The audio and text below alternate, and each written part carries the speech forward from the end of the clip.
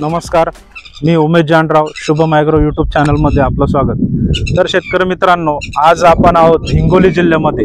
तुम्ही आता आधी व्हिडिओ बघितला तर त्यावेळेस तुम्हाला पाहिल्याच्या नंतर असं लक्षात आलं असेल का नेमकं काय हे व्हिडिओमध्ये तर काही लक्षात येत नाही, तर तेच आपल्याला बघायचं आहे। आज आलेलो होतो आपण हिंगोली जिल्ह्यामध्ये। तर इकडे हळदीचं उत्पादन कशा पद्धतीने घेतात, बेनं कशा पद्धतीने साठवले जातं, तर हेच आपल्याला संपूर्ण माहिती जाणून घ्यायची आहे। तर याच्यासाठी आपल्या सोबत जोडलेले आहेत आपले शेतकरी मित्र जे आहेत विष्णुभाऊ कदम। तर हे थोडक्यात नाही का आपल्याला त्यांचा परिचय करून देतील। भाऊ, आपलं पूर्ण नाव सांगा आणि गाव, तालुका आणि जिल्हा सांगा। विष्णू नागराव कदम, राहणार घोडा, तालुका कळमनुरी, जिल्हा हिंगोली। बर, तर हे जे बियाणं आहेत भाऊ, हे कशा पद्धतीनं तुम्ही हळदीचं जे बियाणं आहेत हे कशा पद्धतीनं साठवलेलं आहे, थोडक्यात आमच्या शेतकरी मित्रांसाठी एक वेळेस सांगा बरं।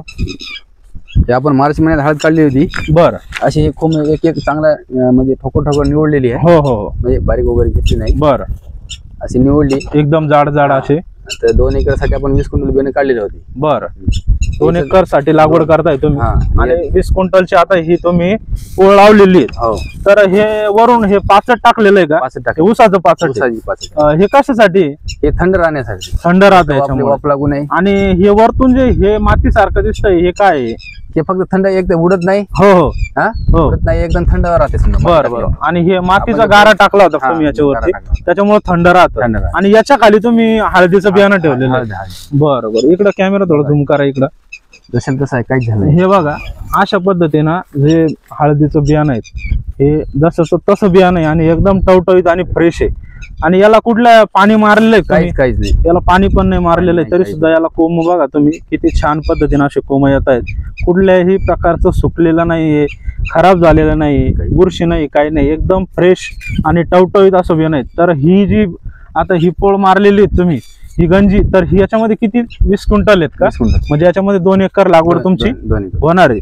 आता किती दिवसानंतर तुम्ही अजून लागवड करणार याची? आता जवळपास जूनला लागून करतो। जूनला, आज तारीख समजा तुमचं 16 जूनला, समजा 1-2 तारखेला। बरं, म्हणजे तुम्ही आणखी 15 ते 20 दिवसांनी याची लागवड करणार आहे।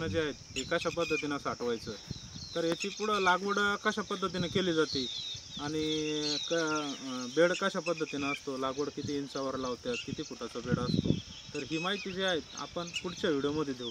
जर तुम्हाला आमचा व्हिडिओ आवडला तर लाईक करा, शेअर करा आणि सबस्क्राईब करा। आणि जर काही वाटलंच आपल्याला काही प्रश्न असेल तर नक्कीच नाही का आम्हाला तुम्ही कमेंटच्या माध्यमातून नाही का नक्कीच कळवा, म्हणजे आम्हाला पण पुढं काहीतरी नवीन तुम्हाला माहिती देता येईल। तर चला भेटूया पुढच्या व्हिडिओमध्ये, तोपर्यंत